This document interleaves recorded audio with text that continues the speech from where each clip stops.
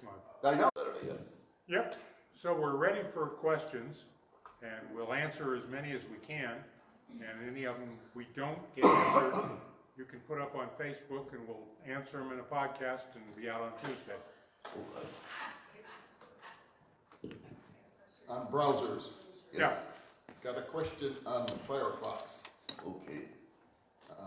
Setting up and managing profiles. If two people want to use Firefox differently, okay, you can set up a profile. Yes, you can. Can you show that? Sure.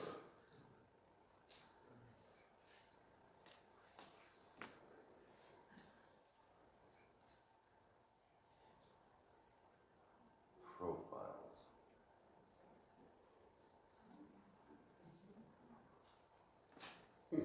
Firefox profile.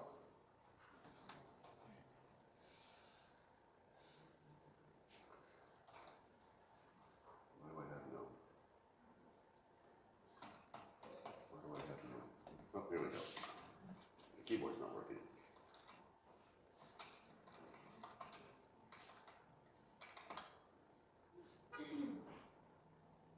Oh, that's interesting. Go to the Start menu. So the Start menu, when you type Firefox.exe-p, so you don't open Firefox. You open up the Profile Manager. Where's the Profile Manager? It doesn't work. Firefox P to open Profile Manager. What year is this from? It's 2017. Here's 2019, March of 2019, okay. Go away. Starting the Profile Manager. Oh, about profiles, there we go. So in Firefox, we go about, profiles. There we go. Profile in use. Create a new profile, sure. Next, I'll call it CIPCUG June. Okay. Now what do I do? Launch profile in new browser. Oh, here's a good example. I'll just make the home page in the June profile a totally different home page than normal, and then we'll know if we're writing the right profile. Okay.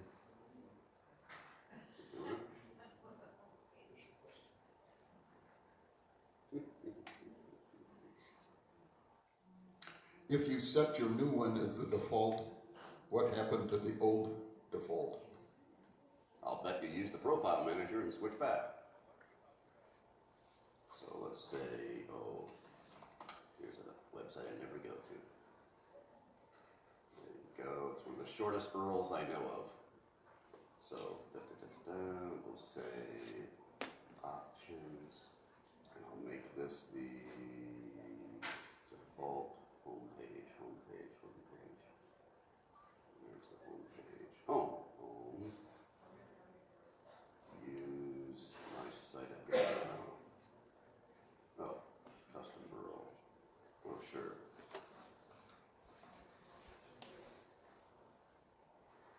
Use current page. Close. Okay, so this is one profile. Oh, and right there. Wait, where? Firefox. That's Okay. well, that's the account. So now, how do you get into the? How do you change profiles? How do you change profiles? You start normally. How do you change profiles? Let's create a new profile. Start. Manage profiles in Firefox is open. Create new, rename, launch profile in new browser. Okay, so I guess you just go got down to go below. There, you went too far, right? Create a new profile, rename a profile, remove a profile, set as default. Start profile manager when closed. That didn't work on us. Oh, here you go. You can choose profiles. Use selected profile without asking you to start up. That's the default.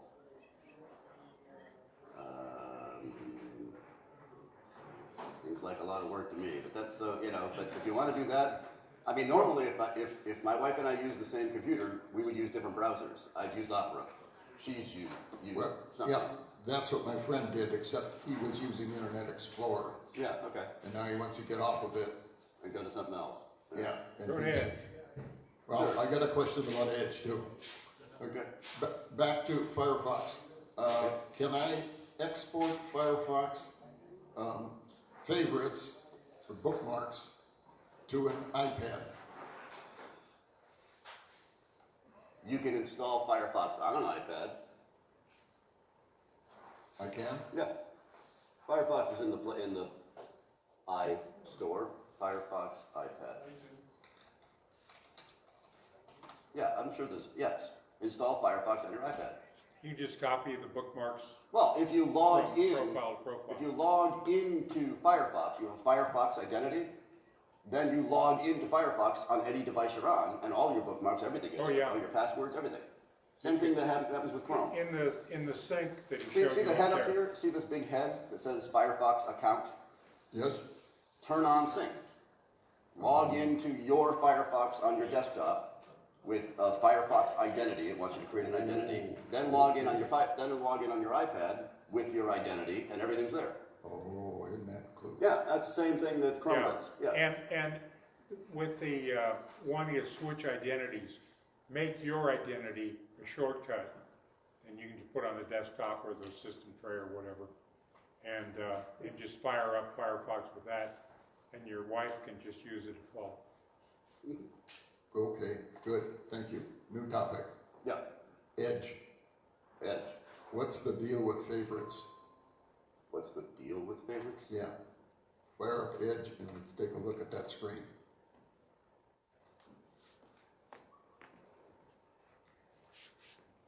Favorites. Right there. What do you want to know about them? The favorites in Edge are kind of like the favorites were in Internet Explorer. It's just a new version of Internet. No, my friend has got a favorites bar across the top. Oh, I bet if you go to show favorites bar. Well, I have mine across here. It's the favorites bar. Favorites show in toolbar. Favorites. There you go. Is that what he has? He has favorites across the top, like this. Yeah. Where is it? Yeah. You click on here. Click on Show in Toolbar and make sure Favorites is checked. If I uncheck Favorites, they should go away. No, I want to see it up there. I'm not seeing it from back here. Okay, see where it says Channel Islands right here? Yeah. That's a favorite. Google, that's a favorite. Oh. Kaspersky, that's a favorite. These are all bookmarks. He's got the word favorites across that bar. Maybe he doesn't have any favorites. He's got favorites. When you click on the star up there at the top, Yeah, and say, okay, I want to make this site a favorite. yes. He has just the word favorites, not all the individual Right. ones. Right. That's interesting. I don't know how we did that. But, okay. But you want to show in the toolbar favorites, you just check the word favorites. Oh, there he is. I think that's what disappears. Okay. So here, hold on. I think I see the difference. If I uncheck that, this goes away. Okay. When it says show favorites in the toolbar, it means putting a star here. Now, he's got the star there. He's got the star and he's got the speedy star, the one with the Right. three bars on it. Yes. So it's. But he also has a toolbar underneath it. He has another bar underneath it, and the only thing in that bar is it says the word favorites on the left. And that's what he had been using in Internet Explorer. When he clicked on that, a drop-down thing came with all his favorites. Now when he makes a favorite page, that doesn't show up over there. It shows up with the speedy star.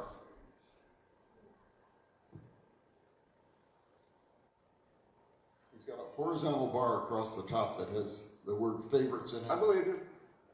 and that's all. If this, like, if I do that, does that do it? Yeah, does it drop down when you click on Yes, the word favorites? exactly, like that. Yeah, so all you gotta do is just rename this to say Fine. Yeah, I can do that if you want. You want it to be that instead? Sure. All I'm doing Yeah, is... now go off to go off to your other website, that one that you went to, the home.com, whatever it was. Yeah. And try to make that, Add a favorite? I want you, yeah, add a favorite, and let's see Okay. where it shows up. Okay. Well, I think you have a choice. Now I can say, I want to add this in the bookmarks bar, or the favorites bar, or the favorites, or import it. I can put it in the Put it in the favorites bar. favorites. Oops. Favorites bar. Favorites. There we go. Add. So it's going to be here. There. That's where it is. I just added it to this drop down. Okay, can you say that in words Okay. so it One shows more up time. in the total? Say each step as you go. Sure, okay, so what I did was, in Edge, in Favorites, you have a thing called the Favorites bar. In the Favorites bar, you can have individual websites, like you see here across the top. You didn't want that. You want just a manila envelope that you can open up and have a drop down. So, you need to drag your, basically you want to add, I'll just do it this way. Sure, why not? Favorites, favorites, favorites, favorites, favorites, favorites. So the word favorites is a subfolder of your favorites bar up here. That's what he has, right? That's exactly what he has. Right, so, I mean, you could do it that way or just have all the favorites across there. But yes, so to add anything now to your favorites folder, which is a folder of your favorites bar, I would really name it something different. Go to any website you want. How about, oh, here you go, xkacd.com. Oh, yeah, let's see our cartoon of the day. There you go.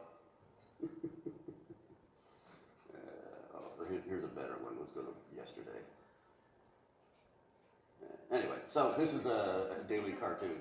I want to add this to my favorites in the favorites folder on the favorites bar in Edge, which makes perfect sense if you're looking at the screen.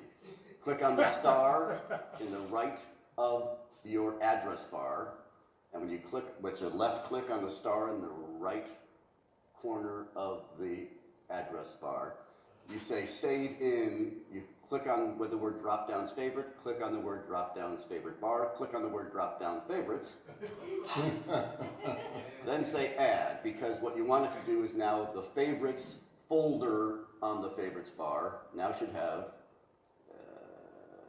let's see, oh, I'll probably put it there instead, xkcd, it's supposed to be here, let's try it again. So, I want to say save in favorites. I'll try that favorites. Why not? Save. Does it show there? He's got to, yeah, basically you have to organize your favorites to be where you want them to be. Save in favorites, favorites. Well, that's the way he has it organized. Favorites, favorites bar. If I just do favorites bar, it should show up here, yes. Okay, so I know that's wrong. I just drag that to that. Now it's going to show up there. Maybe it's too, oh, I have to go down, oh, I see, I didn't see, I got to go down farther. I didn't see the bar on the end here, I got to go, it was there all along. Now I can move it up to where I want it to be. There you go, so click here, now it's near the top. There you go, that's fine. And then you can organize what subfolders you want in your favorites. Sure, if you want to look like your friend, you go ahead. And if he jumped off a bridge, would you? Thank you. You got it. Okay. Next question. Speaking of, actually, just a tip for anybody who cares. A customer came into the shop the other day. Woman walks into a bar. Anyway, so I'm working on a computer and I thought, well, that's so interesting. On her Google homepage or new tab, it was a picture of her grandkids. I'm figuring, how the heck did you do that? She goes, oh, I just stumbled across it the other day. You can use any photo you have. This is me in Yosemite 2 weeks ago. 2 weeks ago, 3 weeks ago. Anyway, friend got married up there. And so this is in Wawona, just inside the Yosemite National Park, and water is really rising, of course. There's still snow on the mountains. But I wanted to prove to you that this is actually my picture. But all you do is, if you go onto Google, if you right mouse click, nope, not there. So it's a new tab. Oh, I'll do it on this one. Here you go. This one doesn't have it. There you go. Minimize, minimize, minimize, minimize, minimize. Google. Google. New tab. Okay. And see down here where it says the word customize? That should be on yours. If you click on a new tab in Chrome, customize, upload image. Now you can use their background images if you want. So you can use whatever you want. Sure, I'll use that one for right now. I just saw a license plate about Utah the other day. There you go. How about that? Or I can change it by clicking on, again, the pencil down there, upload my own image, which I'm sure I have a copy of. Oh, Wine Festival. Sure, let's get a picture of the wine. There's winery. There you go. Sure, why not? Yeah, there we go. For those who are in favor of Dark Star wines, that's it. So I can change my background image. Now that's not going to be the home page of when you open Chrome. Let me just double check that. That's true. That's a different customization. Hold on, let's see if I did it right. Okay, no. Yes, it is. It is the home page when you open up Chrome. Yes. So the background wallpaper, if you will, of Google Chrome when you open it can be whatever picture you want it to be. Just a tip. It's that one. Any other questions? Since we're on browsers, any browser questions? Does the same apply for Firefox? I've never tried it in Firefox. Let's find out. Well, see, Firefox, do they have the home? Yeah, no, see, I think Firefox has this stuff. I don't know if you can change your background. If you can, almost, it's probably going to be an about. Right, general, about. No, just Google it.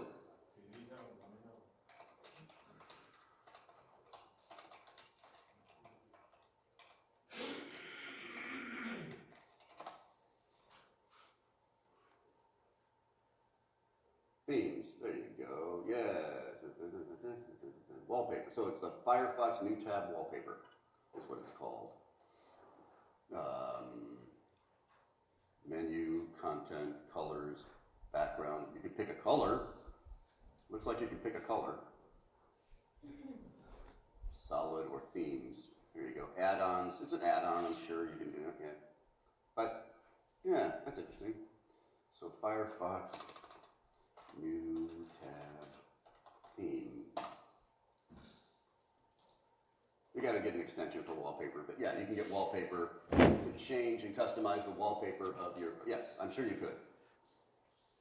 Yeah. Get this extension, new tab wallpaper. Firefox doesn't have a search engine, so there wouldn't be a way of. I do have a homepage though. They would like you. They do have a homepage. I think they use. Yeah, but they do advertising. Exactly. They're not like Google that wants to be really clean on the homepage or the home. Yeah. Well, if you have 90% of the market, you can be clean. Yeah. Background themes. And there you go. That's about that. Yeah, that is that. You change the colors. No, get rid of you. Get rid of you. What are you doing? Oh, new permissions, of course. Yes. How many of you like new uBlock Origin? Anybody use uBlock Origin? Yes. Have you heard the news? Okay. The news is the new version of Chrome that will be coming out, Chrome 72, will break uBlock Origin because of the way they're doing their, they're changing the fact that how Chrome is done. And so uBlock Origin won't work anymore. So here's the answer. If you really like it, you could use a different browser, like Opera, that uses the Chromium engine.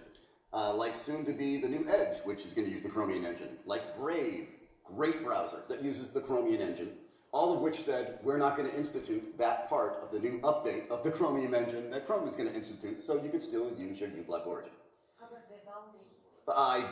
You can ask them. I don't know. You got to ask the creators of Vivaldi if they're going to implement the updates to the Chromium engine that Chrome is instituting that'll break your favorite extension. I don't think they will. they're really,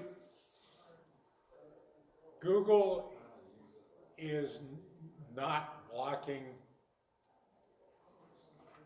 advertisements, and they don't want to block them because they serve them. That's their major source of revenue. And so they're fairly, you got to see the ads. That's their position. But a third-party browser isn't getting any money for serving up pages. So they have no reason to not block ads and thereby alienating customers. So I think you're would safe. really be surprised. I think you're safe with anything that's not Google. Yeah. Any Chromium-based browser that's not Google, you should be fine with.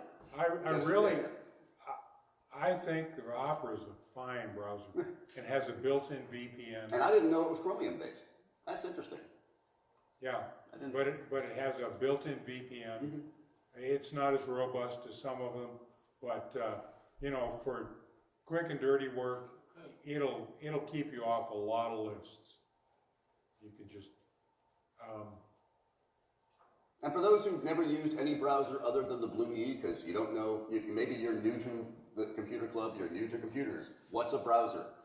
And you know, actually, if you're that old, you probably think AOL is the internet. If there is no, I mean, that is the internet. It's like there's a little more than the internet than just AOL. And there's a little more browsers than just Internet Explorer. A little more? Little more. There's tons. Oh, how many browsers are there now? We're hearing about new ones every day. Maxthon is getting popularity all the time. Brave is apparently one of the reasons Brave is catching on is it blocks all cookies and it's privacy based. So as a browser, it won't let third-party stuff in. You got to really work to let third-party stuff in and tracking to work. But increasingly, you can't go to sites. Oh yeah. There's some that will break, but there's the news aggregators in particular are if you don't take our cookie, you can't see our site. Yeah, there's lots of them like that. There are a lot of sites now that are letting you read the first part of the article, and then if you want to see the whole article, you have to sign up. NBC. Yeah. NBC. Oh, a lot of them, yeah. And sometimes they're changing. I had a client call the other day who was working fine, everything was fine, nothing changed. He brought in his computer last to be worked on by us like 8 months ago. Everything's fine. And then one day, boom, I can't go to my website anymore. It's because somebody changed their terms of service, either the browser or the website, and he couldn't go. Oh, I know what it was. It was University of something. He was an alumni of University of, I don't know, say Texas. Anyway, it was because he had uBlock Origin with third-party cookies and blocking third-party ads. Well, the website that lets you know what the games are, et cetera, had the bottom full of ads. Of t-shirt companies, of this. All these ads were at the bottom of every page. And I'm sorry, they would not let him go there. I'm sorry, you can't read the sports scores. No, you can't know when the next game is unless you turn this off so we can show you the ads, because that's what's paying for the website to be there. It's like, oh. And that just changed. It wasn't the way it was 2 months ago. It just, 2 weeks ago, it changed. It's like, okay. All right, that's how that website, as Toby or anybody can tell you who works with websites, hosting a website is not free. It's expensive. Bandwidth, there's all kinds of stuff involved. So somebody's got to pay for it somehow. And ads are the easiest way. And the newspapers and magazines are not selling paper subscriptions. They just aren't. So they've got to figure out if they've got this big infrastructure, they got everybody collecting news, they got reporters, how do they get paid? And the answer is, well, they charge for it. Or they run ads and they get the ad revenue that way. But if you start going to uBlock Origin or other ad blockers, you're going to be at war with the internet. Increasingly, they want you to show the ads. They want you to register with, you get your email so they can send you stuff. Oh, yeah, sign up for newsletters. I think one of the things I would recommend everybody do that is, it's getting really nasty out there, Look at this, yes. is you create a junk email address. Absolutely.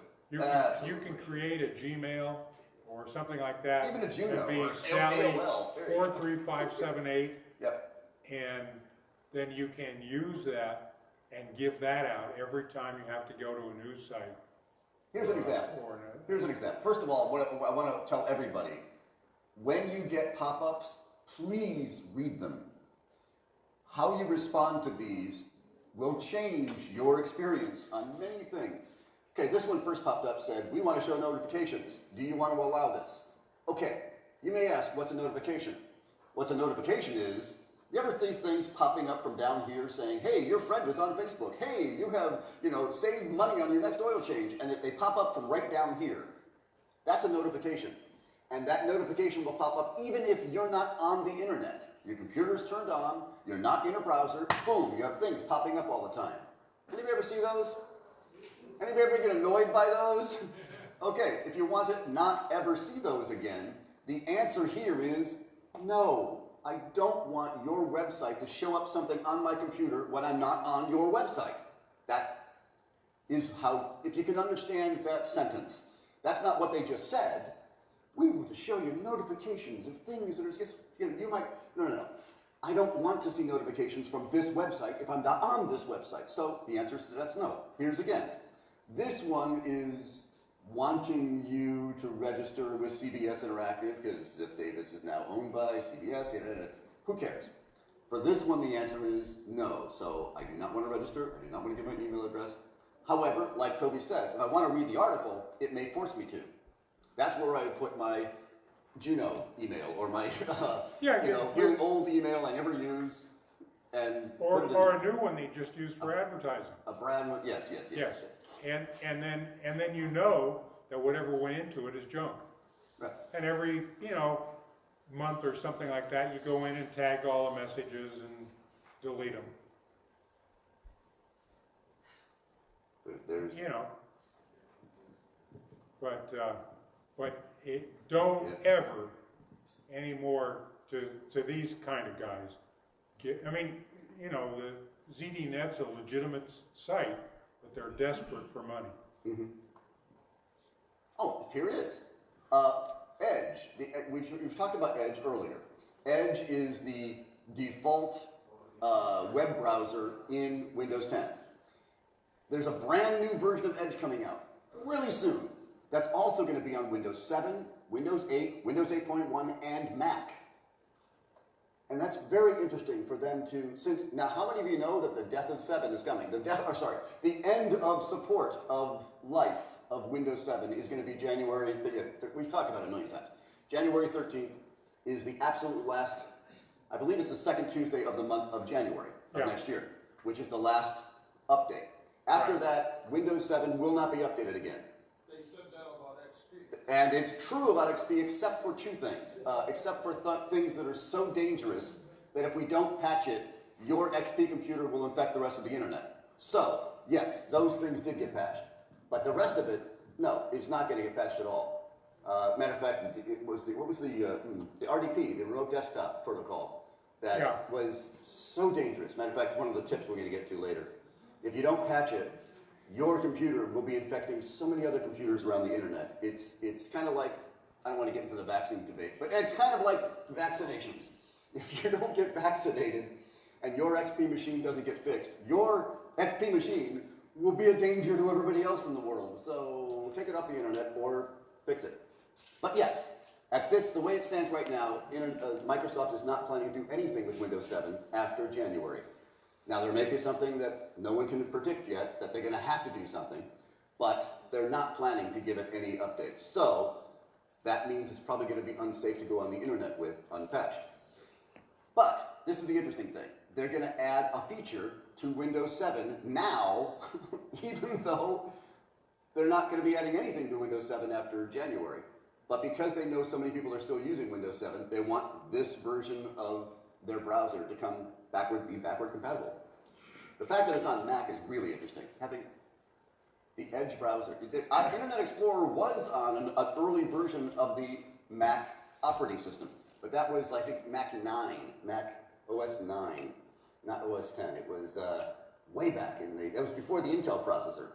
So it was a long time ago, and they haven't done it since. But it was, it's kind of interesting. Because, again, like we said, this is going to be a Chromium-based browser, but it's run by Microsoft. So what that means is Google can't spy on you if you're using a Chromium-based browser that's not run by Google. Opera doesn't care about your stuff. Brave, Vivaldi, they don't care about your stuff. They're not trying to sell your information to make money. So it's not their business model. Now, what is their business model? I don't know. Who runs Vivaldi? Some of the stuff is open source. Like Firefox was started by people, they weren't trying to make money. They were programmers trying to do the right thing. Actually, Well, they started with Netscape. Yeah. The Netscape sold out some of their stuff and went out of business. And for the price of $1, they sold the Netscape browser to the Firefox open source consortium. And then Mozilla Foundation. Firefox then split the Netscape, which had email and browser in one package. They split it into Thunderbird and Firefox. And that was the origin of Thunderbird and Firefox, was the first browser for the computer. Earlier than Internet Explorer, earlier than, well, heaven's sakes, Google Chrome. The first internet browser. Matter of fact, we were talking earlier about, I have a picture here. The picture here is actually the stock price of Microsoft. But the reason why this is interesting is there was something that happened to Microsoft in 1999 that some of you who are old enough will remember. And that's when the US government sued them for antitrust. One of the things they were suing them about was inputting a free browser in the operating system because all the other browsers at the time cost money. Netscape, Yeah. you had to pay for it. There was a couple others that were, you had to pay for it. And so they were going to be put out of business. So you, as a company, Microsoft, are putting other companies out of business by giving away something for free. Yes, and they did. But not for long. And that's the funny thing about it. That was the big story that was on the nightly news all over in the year 1999. Nowadays, what's the #1 browser in the world? Not Internet Explorer. No, it's Chrome. Chrome by far is the number, especially in Europe. It's 90-something% of people who browse the internet is Chrome in Europe. Which is ironic because European regulators hate Google, but the people kind of love the browser. Anyway, so it was kind of an interesting thing looking back at this, especially with the politics today, rumors of what's going to happen in the next 6, 8, 10, 20 months about the government and breaking up or regulating major companies like Apple, Google, Amazon, Microsoft.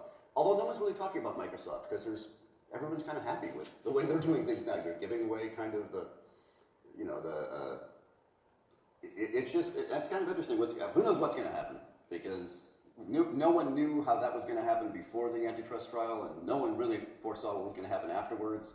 But hey, everybody lived through it. The company still exists. Wasn't broken up. But yes, the history of browsers in general is interesting, especially since Microsoft was so late to come to the internet. They really didn't think the internet was going to be a thing, which I think is just hilarious.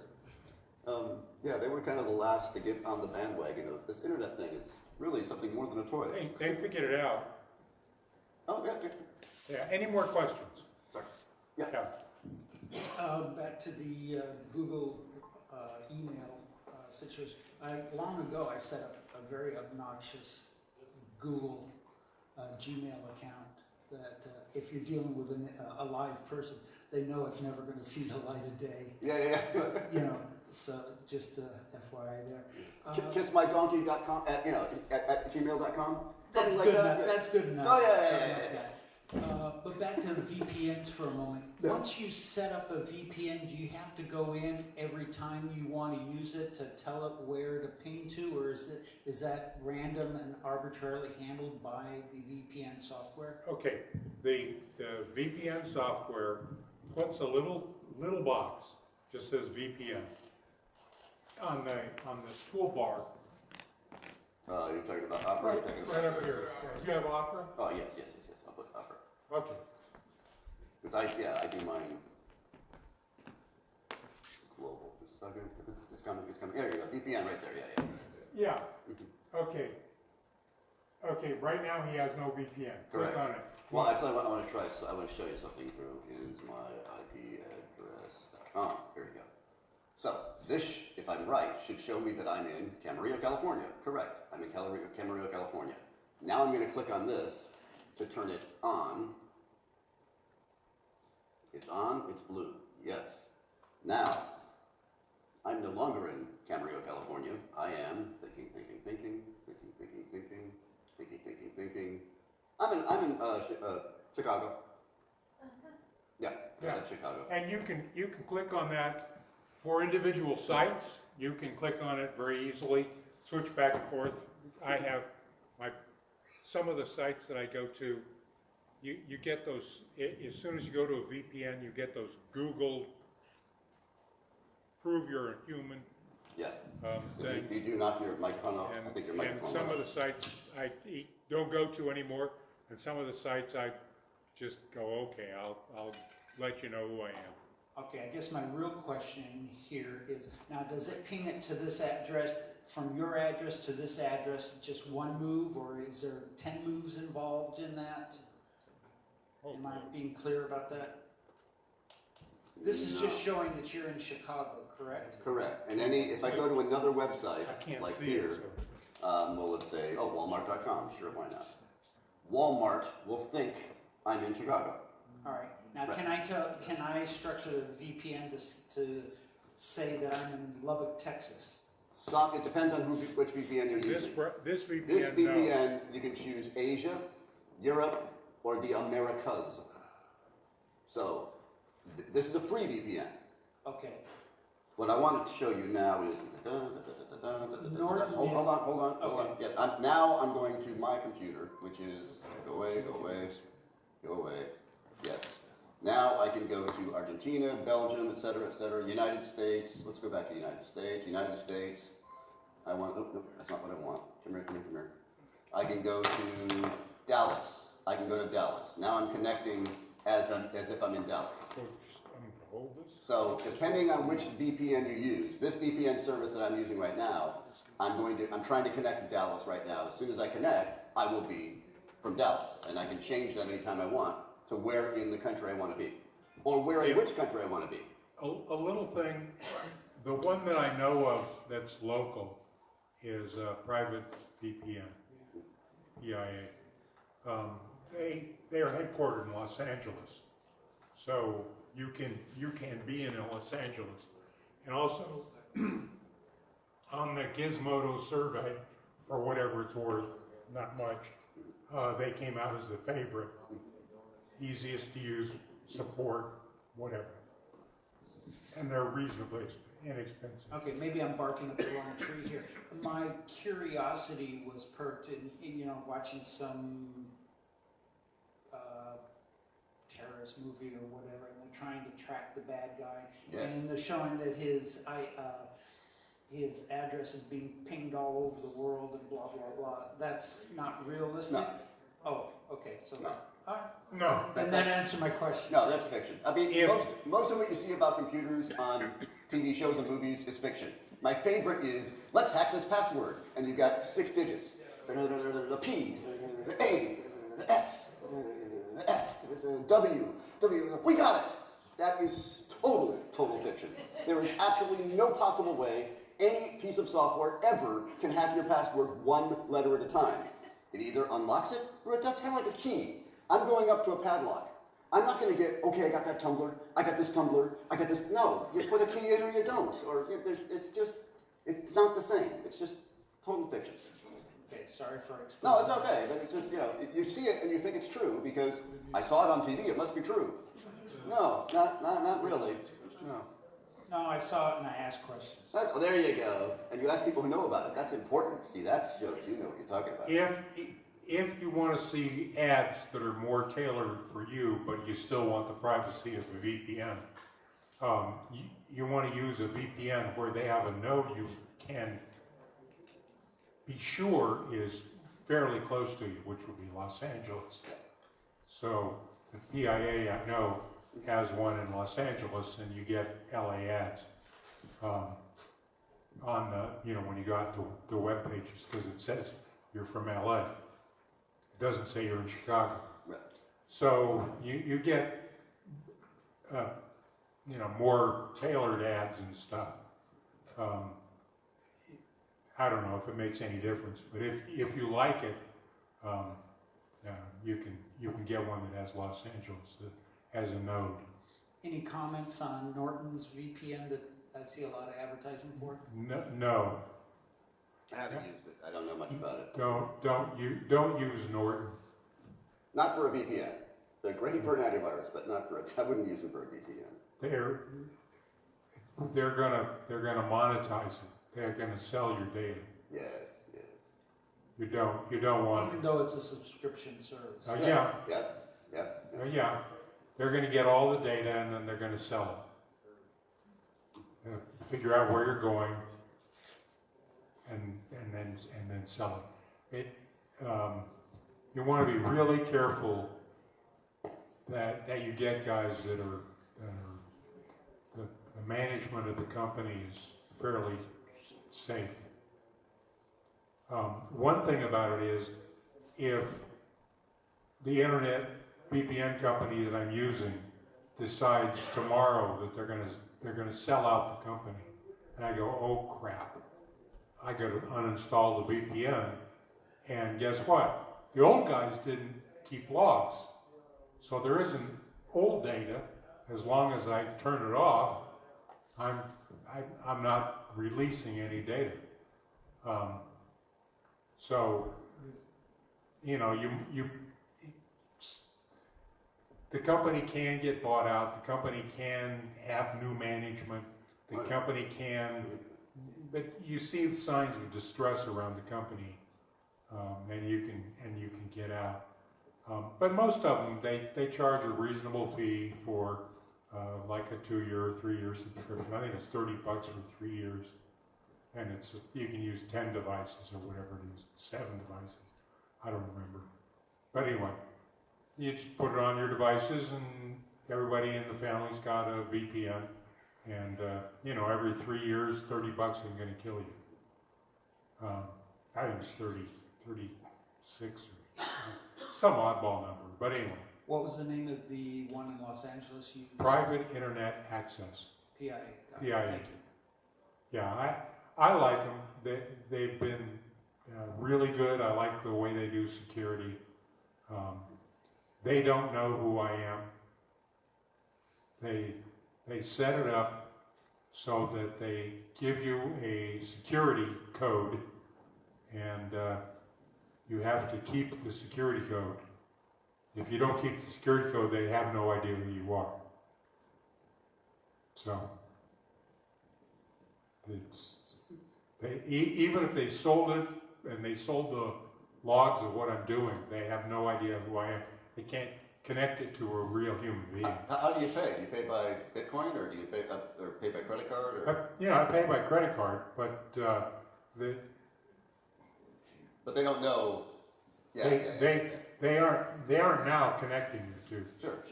But theoretically, if you're really paranoid, you can pay by Bitcoin. Yeah, but it's I suppose you could pay by Bitcoin. They do take, I think, PayPal or something, Venmo or something. PayPal or something like that. I'm sure. But anyway, gift cards, there you go. Pay by gift card. Oh, there you go. Pay anonymously by using a Target gift card. Sure, here you go. There you go. How about that? There you go. So you can do that. Yep. And the one thing they caution you is if you ever lose your key code, Yep. you lost your ability to log in because they don't know who you are. Right. So you can't call in and say, I bought this last year, Now what do I do? you know, and I can't find the key code. They're gonna say, gee, that's Sorry, out of luck. part of our security system. Absolutely. We can't give it back to you. And it's now 9:30, so we're gonna have officer reports. Excellent. Are we? Do we have any officers? Any officers say aye. There you go. Is that 311? Sorry, what? Were you looking at my picture? It's per month, but Yeah. they don't want you on month. It's They have other You deals know, where you it's can get it by the year. Or by $20 2 a year, and then if you pay attention, you can get it on sale sometimes for $30 for 3 years. Okay, welcome to the June meeting of CIPCUG. And we have 3 guests here today. Hey, welcome.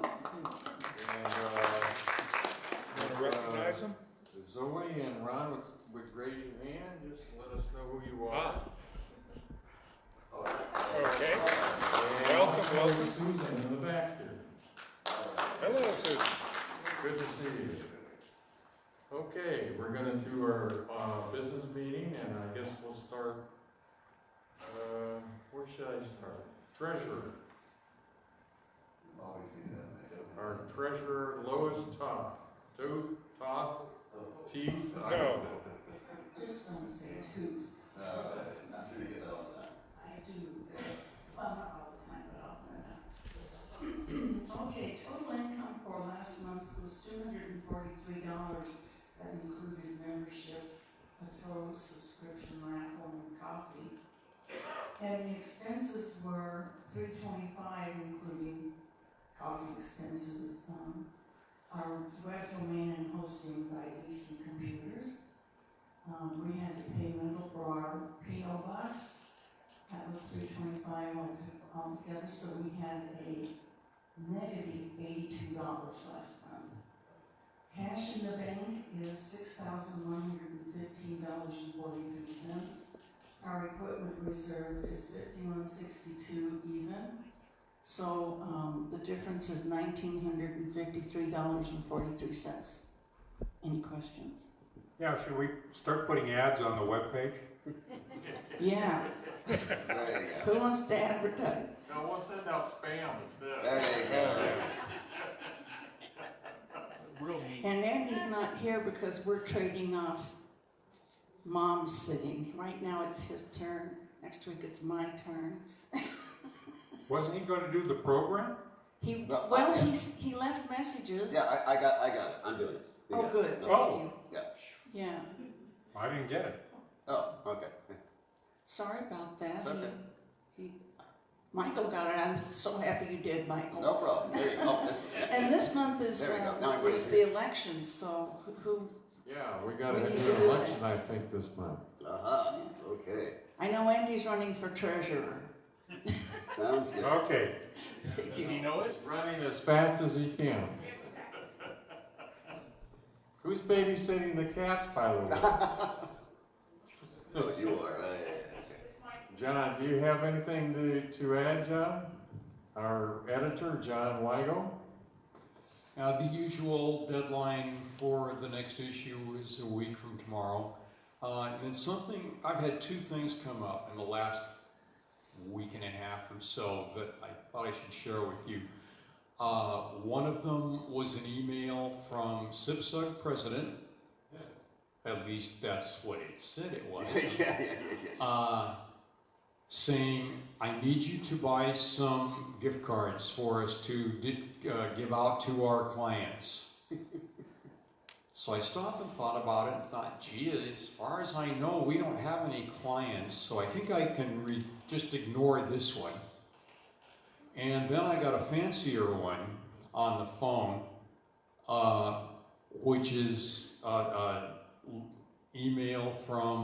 call from Lisa, no last name, saying, I'm in a conference right now, I can't talk, but I need you to do something. So I sent back things saying, well, then send me an email. Don't do it on my phone because frankly I haven't figured out how to do messages or texts on the phone and don't plan to either. Just so send me email if you're trying to get hold of me. Again, finally she comes out and says, I need you to buy a bunch of gift cards because we're doing something. I don't know whether that was for our clients or what, but anyway. So I now have $5,000 worth of gift card. No, Did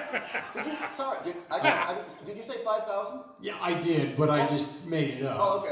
Because I had a personal friend who was scammed out of $5,000 this week because of, and I thought it was the same scam because something about 5,000 in gift cards. Yeah. No, you'll be happy to know that I didn't buy any gift cards for anybody. But I don't know whether. I assume that the CIPCUG president one was somebody who knew, at least got as far as the website to find out that, yes, we have a president. Orto, yeah.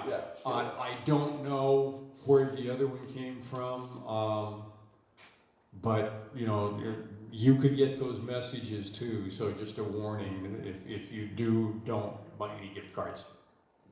Yeah. Don't buy anything for CIPCUG. Just blanket. Nobody at CIPCUG needs help from you. Serve as an officer, maybe, as a volunteer, but not money. We're no. If you get something soliciting you, it is spam. And be very careful because they can spoof anybody's email address in here. And now phone number. You all know that already. How many of you got the phone call from your own phone number? Hey, serious. No, this is really interesting. Yes. Yeah. How many of you answered? Anybody? Okay, well, okay. Did you have something interesting to say to yourself? Oh, yeah. Oh, good. That was great. They hung up on me. They hung up on you? Oh, I know what you would have said. I would have hung up on you too. Okay. They hung up after I said, does your mother know you're a thief? Yeah. That's how I answered the phone. Well, my favorite is I always answer saying, I really want to, I'm so interested in what you have to say, but let me write your number down. I have to call you back in 5 minutes. And they hang up. They don't want to give you the phone number because it's not the one they just called from. And you'll figure that out as soon as they tell you. But anyway. Okay, Ken, our membership chairman, do you have anything to add? Oh, I have a check for you. Welcome and thanks for coming in today.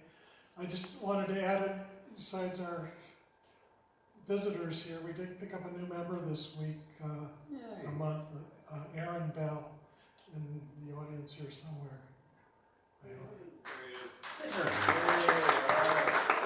Thank you. Okay, that's it for Ken. John, did we put anything in about Jim? Oh, Jim Brown. Jim Brown? No. Next month. Yeah. Next month. Well, apparently I have sad news. Jim Brown, a longtime member, ex-president of CIPCUG, he passed away 2 weeks ago on Vietnam. Yeah, 2 weeks. If somebody has an obit for him, please send it to me. I couldn't find it at the start. I don't have an obit for him. I do know that he had, over the last few months, he had a series of strokes. And then he had a stroke, went into the hospital with it, and then he had some kind of event in the hospital and died. But he was incapacitated enough that he wasn't coming to meetings for a year or so.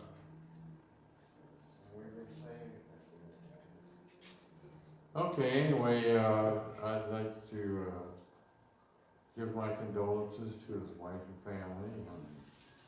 We enjoyed the time that he spent with us, and may he rest in God. Rest in peace.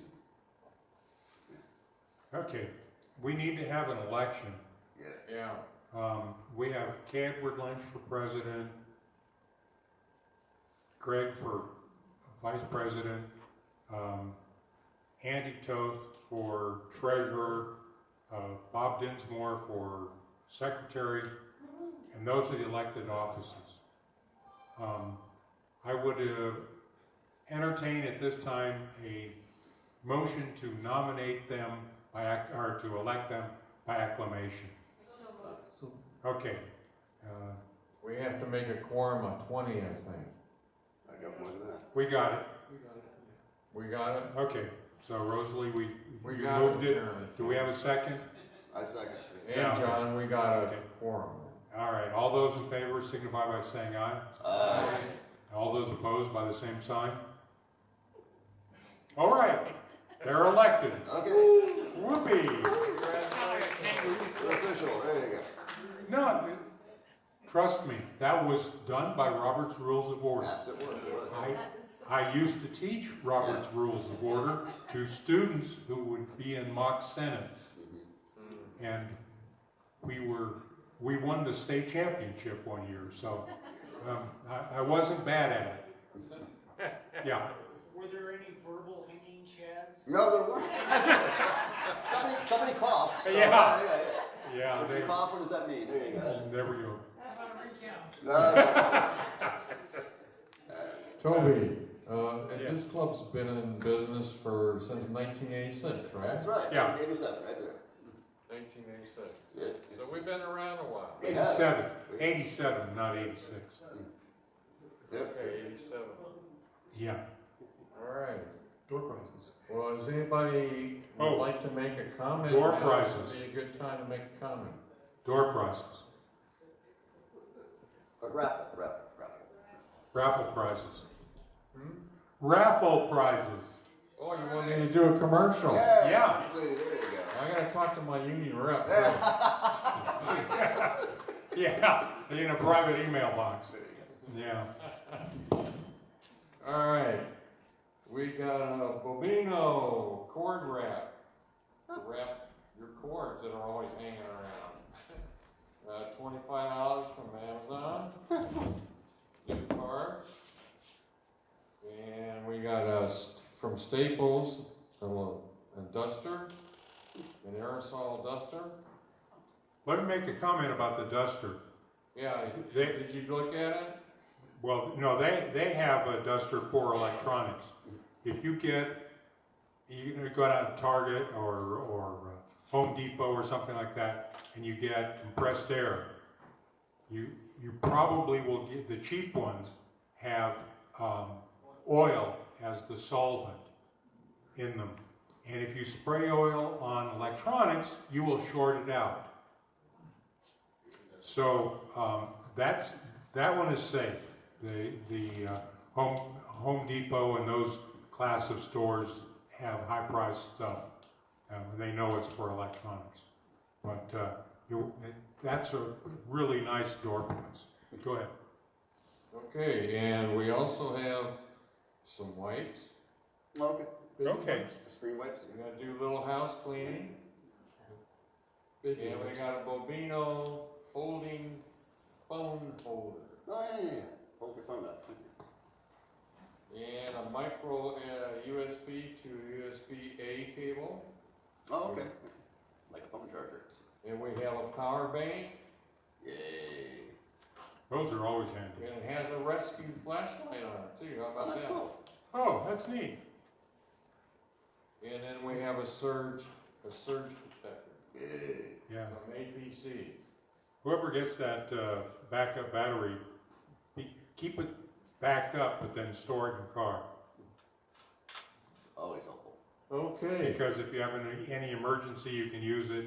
You run out, your phone's out of battery, you can plug it in the car. Has a light you can use. It's a really nice thing to have. Just have to keep the electricity topped up. Does heat bother it? Not particularly. At 120 or 30 degrees. Well, it's kind of like you're basically putting a cell phone battery in its own case to just charge, and then it'll charge other things. So anywhere a cell phone battery would discharge because of too much heat, this thing will too, but it's, you know, Maybe on a real hot day, you Yeah, might but have to it's not- recharge your battery. we don't think that, you know. Basically, it's a backup power source, so it's not the same as your phone. Okay, I guess we're ready to Okay, march on. we're ready for session 2. Can you give Susan the And, mic? we have to She say has this a out question. loud because some people are guests. Didn't want to do it There yet? are no such thing as dumb questions. There really aren't.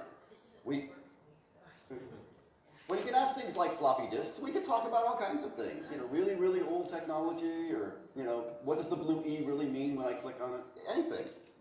Okay, Rosalie, Craig? Now, for the new people, we record the Q&A in our newsletter every month, so that if you missed this or you couldn't figure out what URL to go to, you can read about it when the TOE comes out. That's the name of the publication. But we insist on everybody has to speak into a microphone so we can transcribe it for posterity. This Go. is just in the realm of just curiosity. Maybe I thought maybe Michael might know. On Facebook, they have up in the top right corner alerts when somebody has posted something.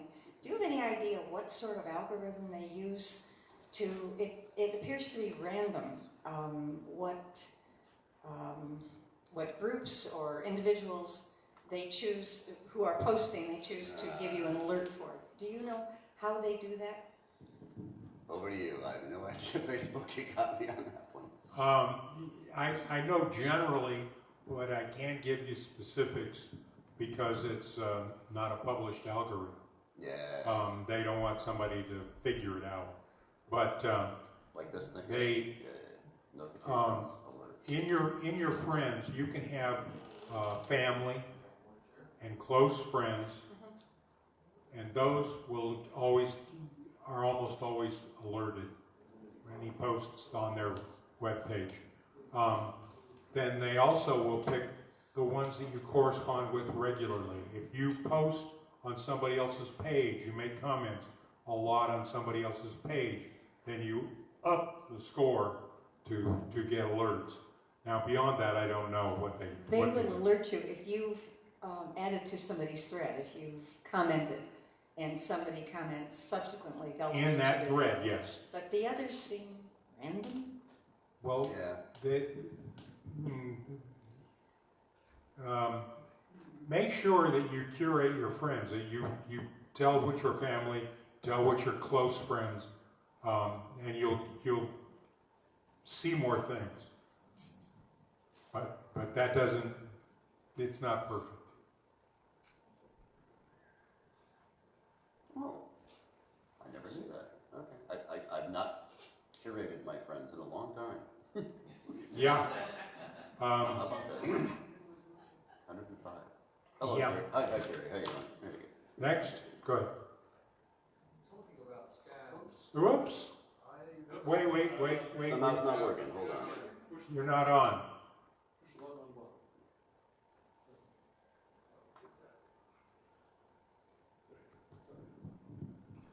I read an interesting story the other day. When you want to identify a tradesman in your locality, say an electrician or a plumber or so on, and you Google, Google will then bring up a number of names and phone numbers. Apparently, many of those sites have been hijacked, and so you're likely to get somebody who may be an electrician, but is not the electrician you thought you were contacting, and he may be a Yeah. What they really do, the sites that have the highest ratings are sites like you're looking for an electrician. They will actually be a list of electricians, but they don't set it up so that you have a list to click on. They actually feed you the homepage of an electrician in a rotating basis based on how much the electricians pay. That may or may not be the best electrician. Also remember, Search Engine 101. If you've never heard this before, hear it now. When you have results in a search engine, look carefully for things that say add. There you go. Add. This may not be the best one. It's the one who paid the money to be right there. Yes. So here I did this. All of these here are electricians nearby. They even tell you if they're open or closed. But it's important to know the difference between the ads, add, and then, now this is kind of fun. I don't think these are ads. I think these are part of Google Maps. These are real electricians who are, it knows where I am because I said it's okay to use my location. And it's telling me, now see, this is one of those things that obviously I'm not using a VPN. If I was using a VPN, I'd get Chicago electricians right now. But it's telling me the star ratings and that sort of thing. Now this is not an ad. This is part of the results of these here. But then if you go down, there's Yelp, there's Yelp, there's Yelp, there's a couple others, and there's one more, and somehow an ad got down here, which I thought was really interesting. Yeah, down here, there's an ad. And I think that's interesting, how this one, which is an ad, got farther down the page. Maybe they're getting clever in saying, can you put my ad near the bottom of the page, because people are used to not clicking anything on the top of the page? Maybe they're getting smart that way. But it's, Yes, they are. That's fascinating. They give you a choice on when you pay the ad. That's fascinating, because that's kind of smart of them. But, you know, Yellow Page, yeah. How many using Yellow Pages? The yellowpages.com. How about that? It still exists. I didn't know they really. But there will be an electrician site that's not an ad. Yes. And they don't do it here, maybe. I know they do on plumbers because I got one. Oh. Okay. They have a name like All Pro Plumbers, and what it is an advertising company that simply spits you out to the next plumber in the rotation. You can give it looks like it's an ad for All Pro Plumbers, and it gives you a phone number. But if you dial it, they don't answer All Pro Plumbing. They answer the phone, you know, Reliable Plumbing or John's Plumbing or something like that. And the way it works is the advertiser rotates who they give the business to. But again, it's like having a list of plumbers to choose from, except that you don't have any selection. You want to be careful on that. I fell into that trap. Yeah.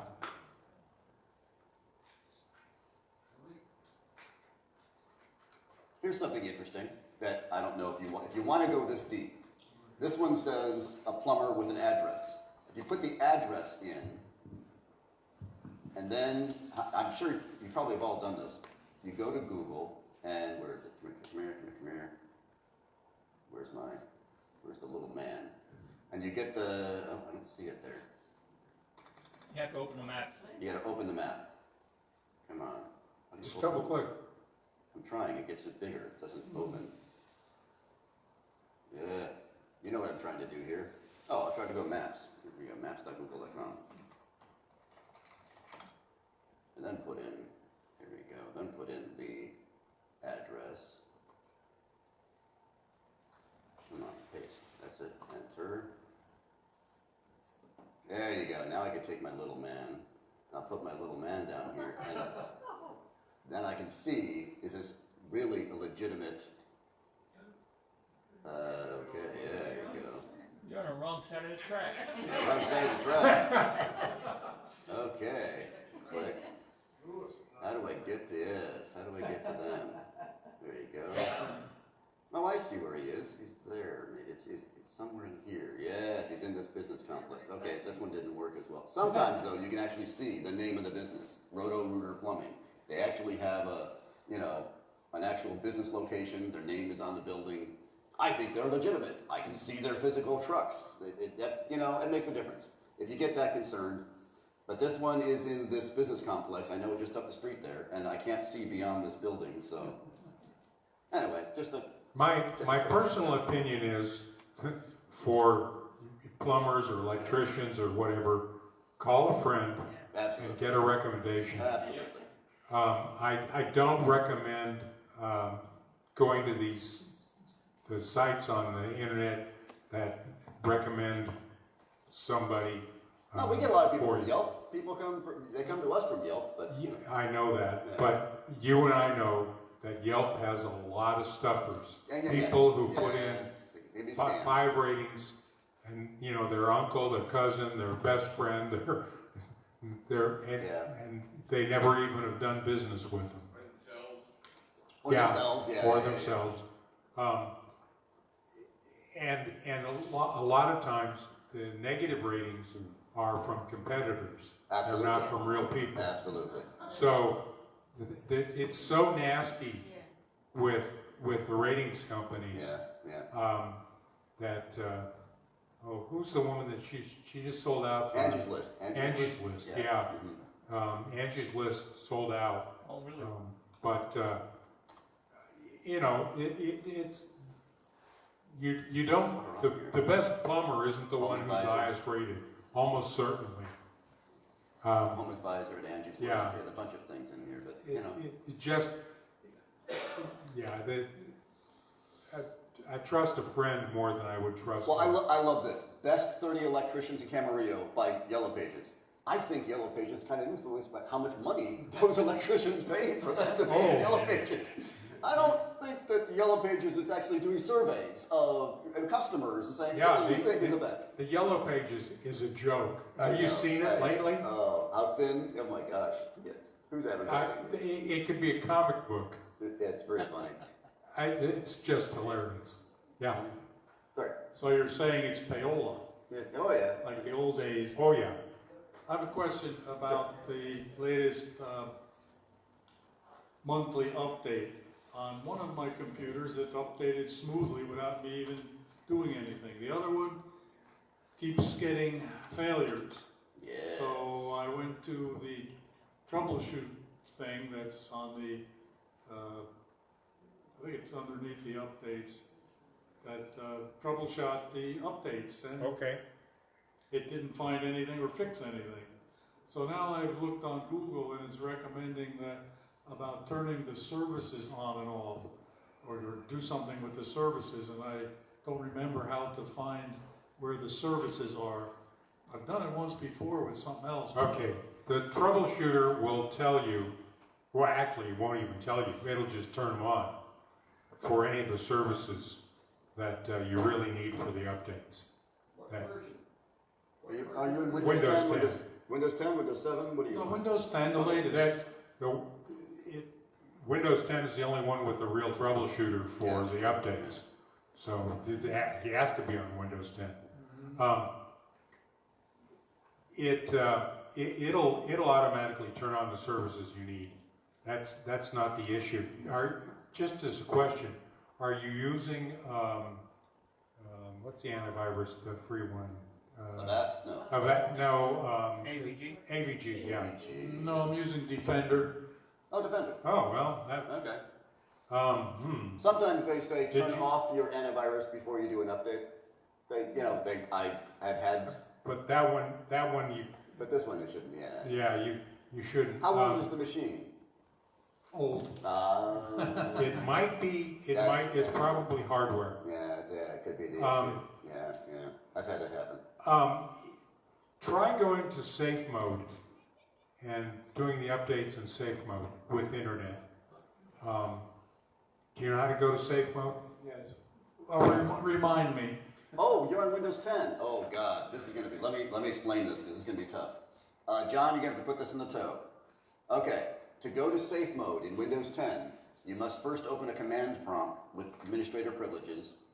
So you do start. Okay, hit the start button. CMD. Come here. CMD. You run as administrator. You're never going to remember this, so let me just first of all change the size. Okay, you don't have to worry about this, you don't have to worry about this, 20. That's interesting. Why isn't it bigger?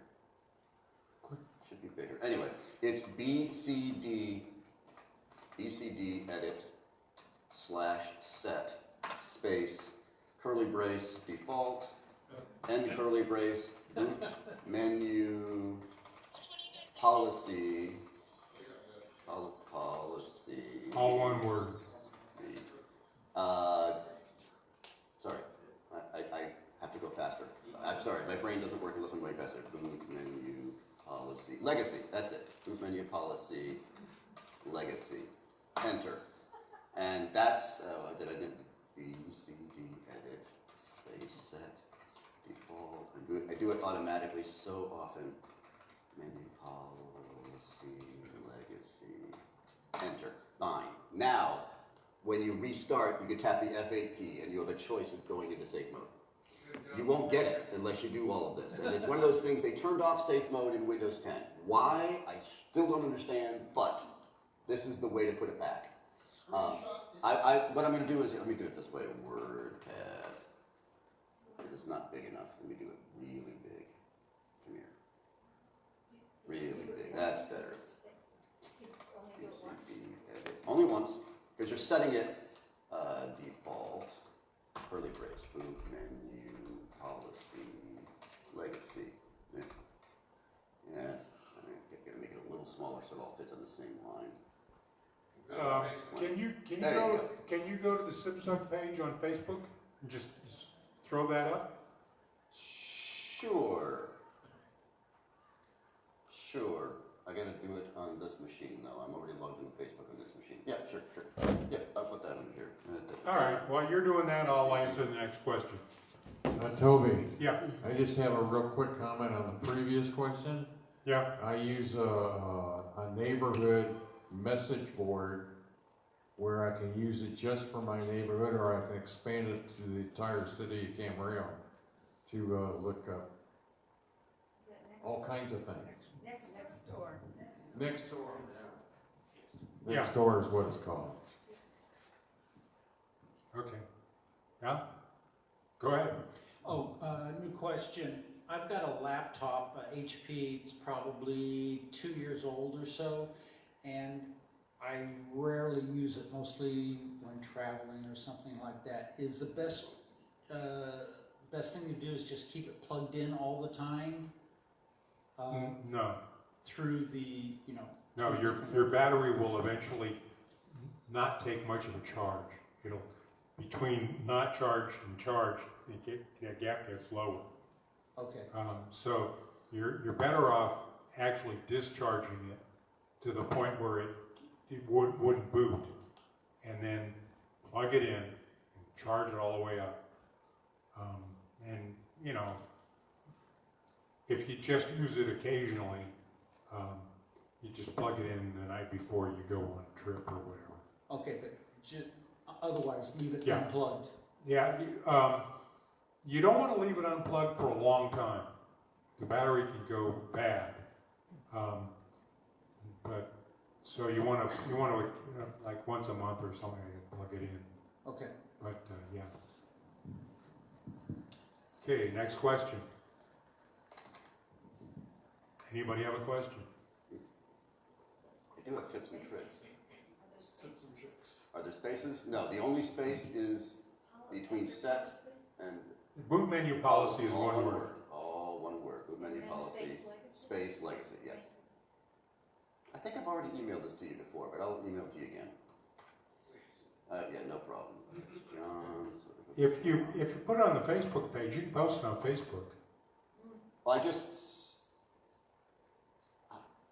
on the That's- page.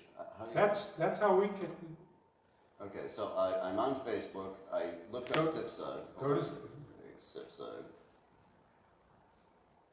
Now, to put it on their page, I post.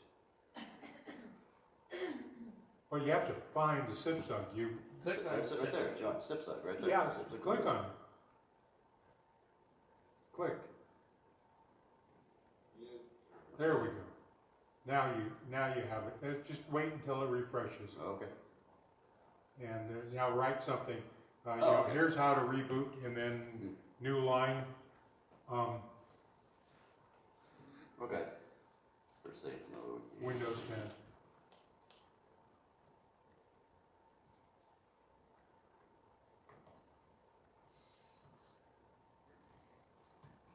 How do you go back out of safe mode? Just reboot? Yeah, when you reboot, you tap the F8 key, like you always have. Just tap the F8 key. However, this is the weird thing. When you get restart, not shut down. The one thing that people don't remember. In Windows 10, shutdown isn't really shutdown. Shutdown is actually temporarily turn your computer off. That's not the same as a restart. A restart really is shutting off your computer. When you do shutdown, a normal shutdown in Windows 10, it's actually saving the state of your computer as it is. It's kind of like hibernation-ish. But to really, really restart your computer, that really is shutting it off and now using this command. It's now using, anyway. So when you do the start, you want to do a restart, not a shutdown, in order to make that work. Once you do it once, you're done. You only have to do it done. And sometimes it doesn't even do it the first time. You have to do it twice. It's bizarre. I don't know why it's that way. Okay, where was I? Go back, go back, go back, go back, go back. Click in you want to click the X in the corner, upper right. What? I don't see a corner. Well, just click. Hamburger. Above the white bar. Oh, that? No, down. Not the tab. I don't know what the tab. That's customized. No. How do I get? The black line between the two white bars. Stay on this page. Okay, now, Enter full screen. no, Enter full just screen. above. Just above full screen. Above full screen. Just a blank spot, because you should have a picture, there you go. The left edge will do the same thing. There we go. Left edge. That is as admin. Okay. Okay. B, C, D, edit. Let's set default. Boot menu policy. Legacy.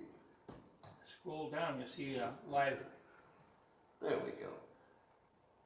And share. Post. Post. There you go. There you go. So now anybody can go out to Facebook and pick that up. If you ever need it, you can scroll back. We'll probably do that every couple of years, every year or so. Oh, well, we're doing things that we should mention every once in a while. Where's the thing? Go back to Adobe Acrobat. If you're using Adobe Acrobat Reader as your default reader, let's make sure that we do this like every 3 months. We mention this. Always go to Edit, go to Preferences, and then you want to turn off JavaScript. Make sure that is unchecked. You want this unchecked. You do not need JavaScript in a PDF. And Trust Manager.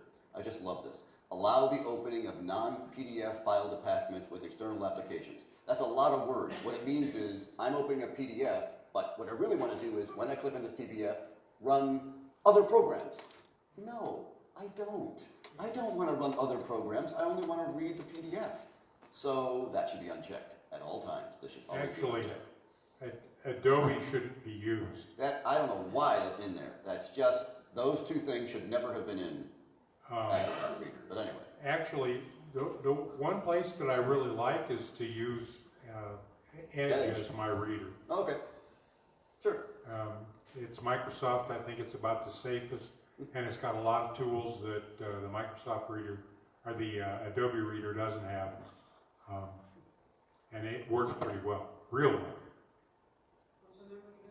Oh, the Edge. The Edge browser. If you install Windows 10, it automatically takes over to be your PDF reader. So you don't do a thing. It automatically, if you're Windows 10, Click on a PDF and see what opens.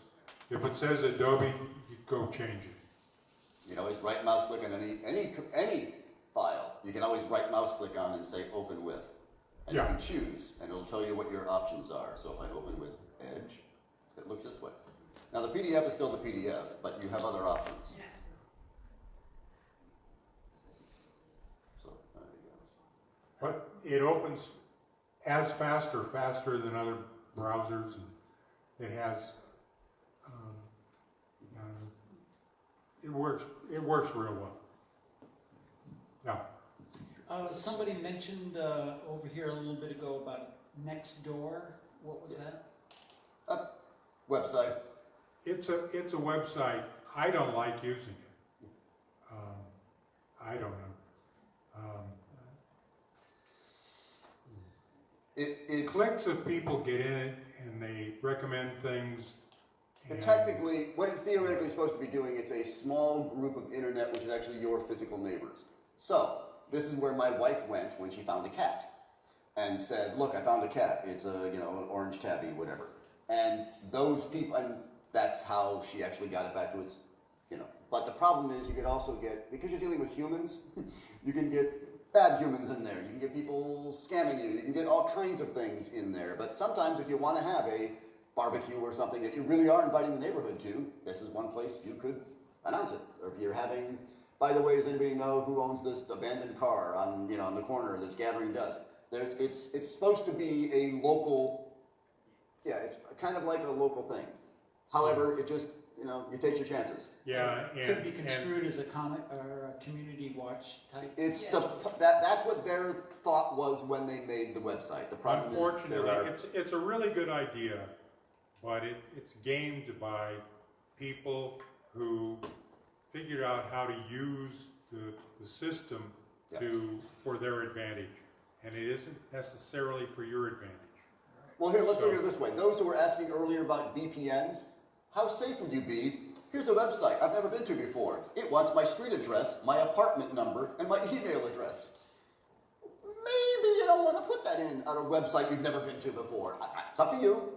It's up to you and your trust factor, but that's a lot of information. That's kind of personal.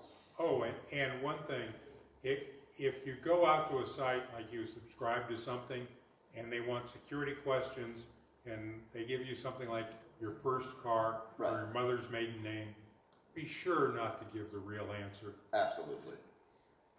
I have a default answer for those kinds of questions.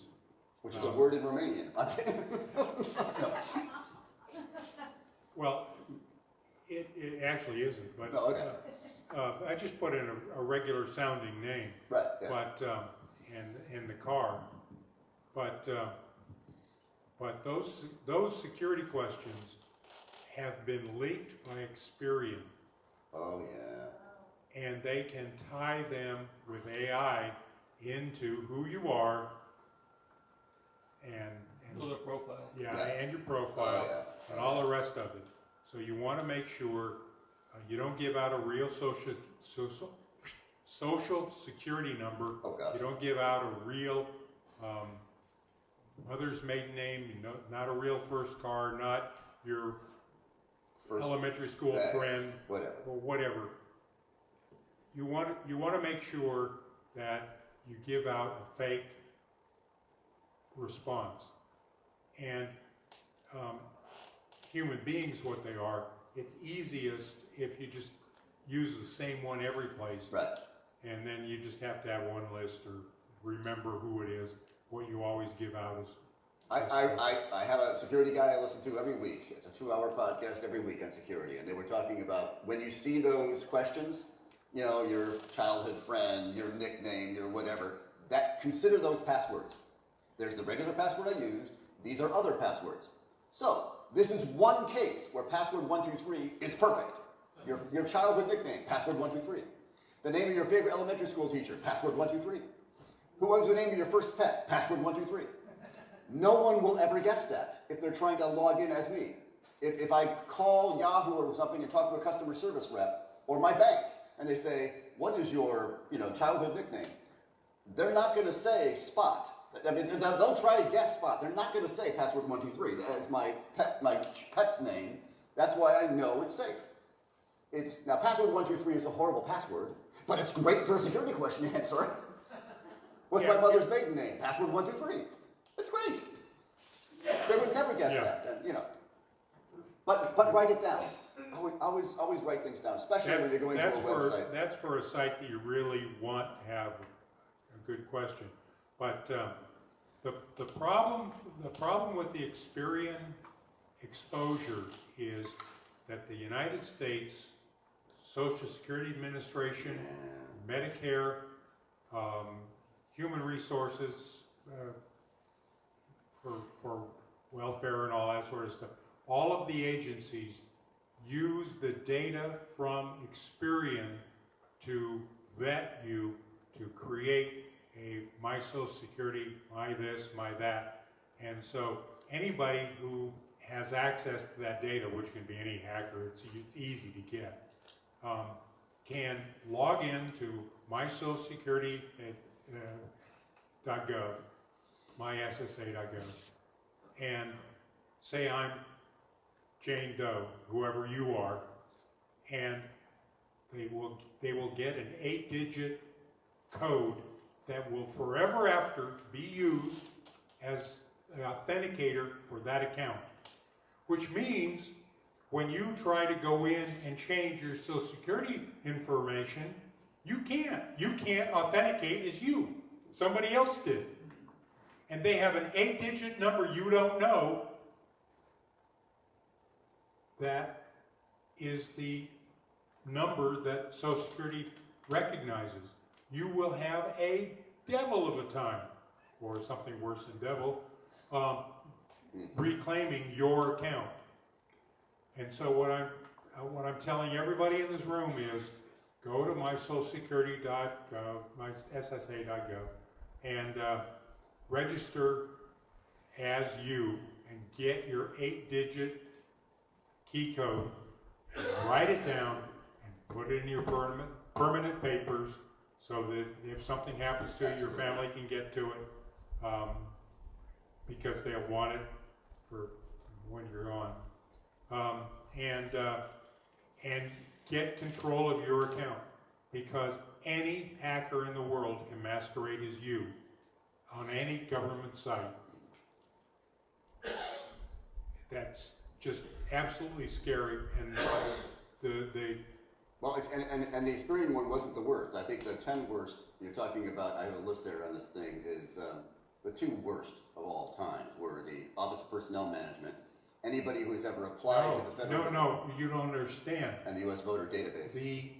The U.S. government is using questions that they think the hackers don't know, and all of those questions are from Experian. Oh, yeah.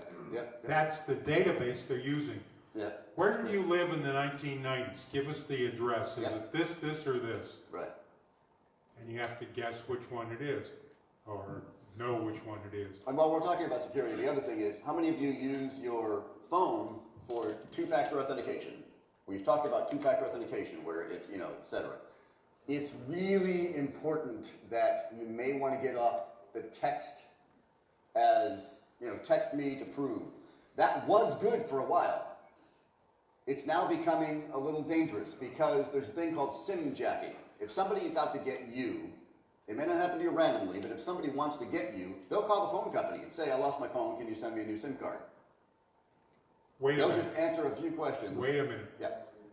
Better go into wherever you got the phone from, and tell them that I have to come in person and show my ID in order to change my SIM card.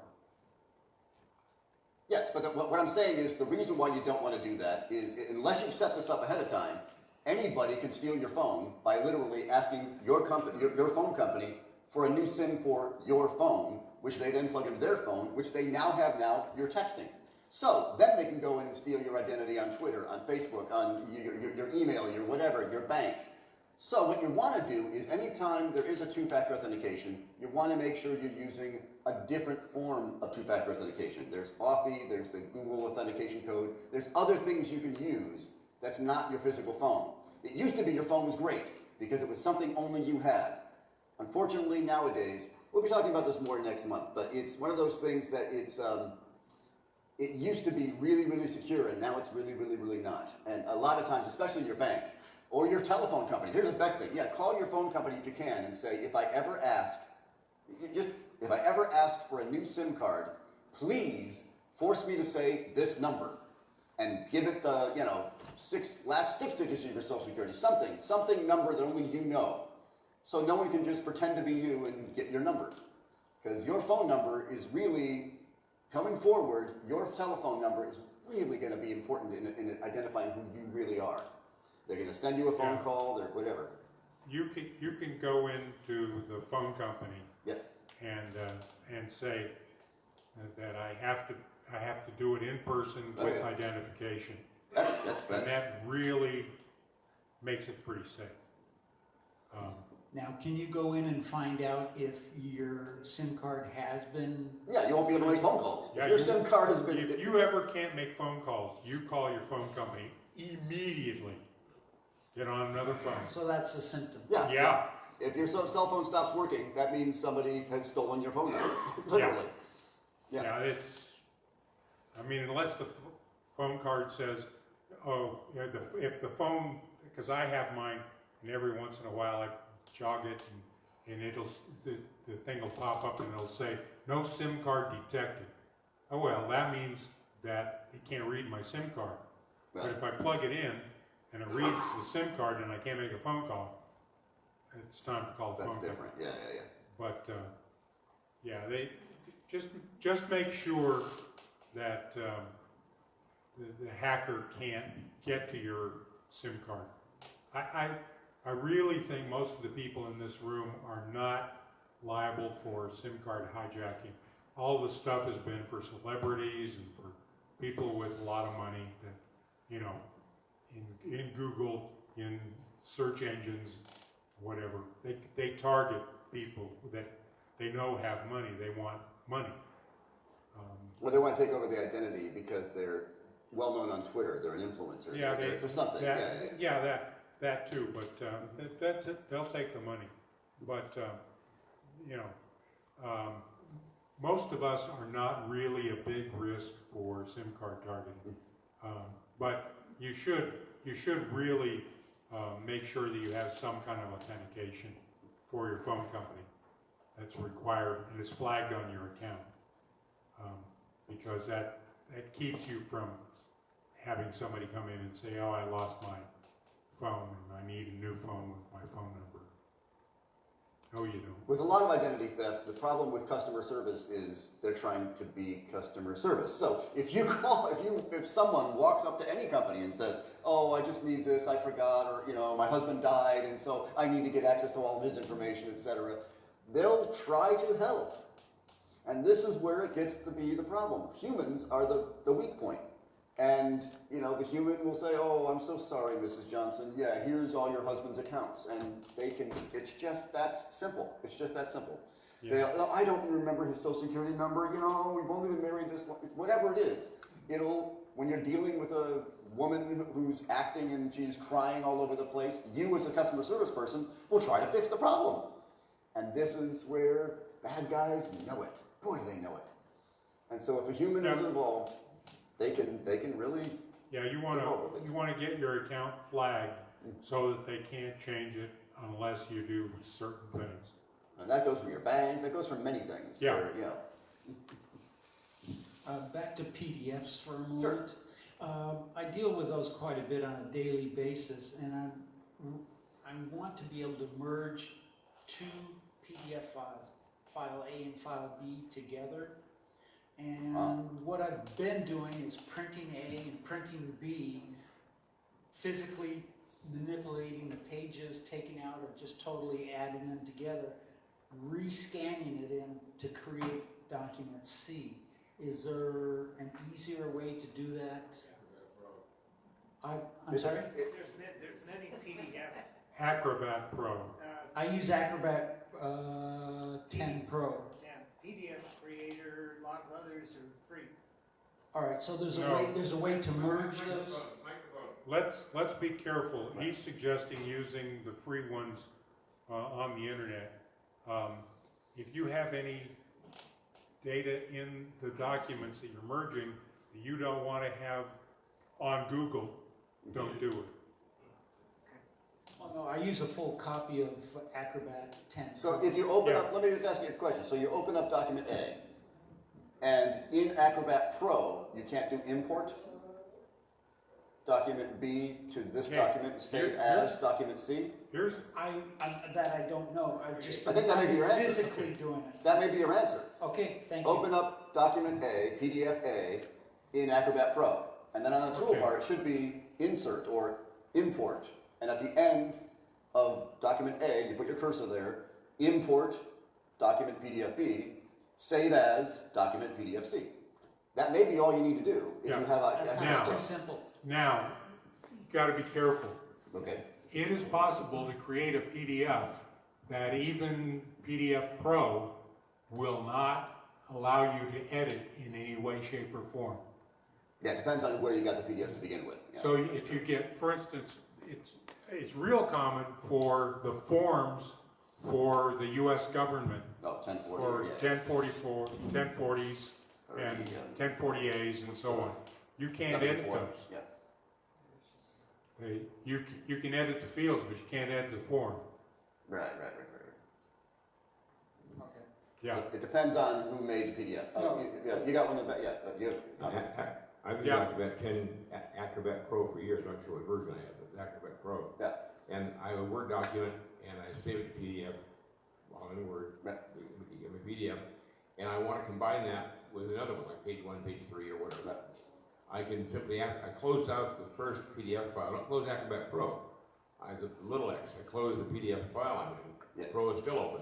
Right. And right in the middle of my screen is options for create a PDF file from multiple files. And I click on that, and then I have to go in there to add a file, and I find in my computer the files I want to add. Then it shows me a screen showing the different files I want to add. I can rearrange them in different orders. Hit save, and it's going to ask for or something. I have to give it a name, okay? I give it a name of the first one I had. It's going to say, do you want to replace it? Yes, thank you, because I don't want that anymore. Yes. I have that information plus my other pages in there.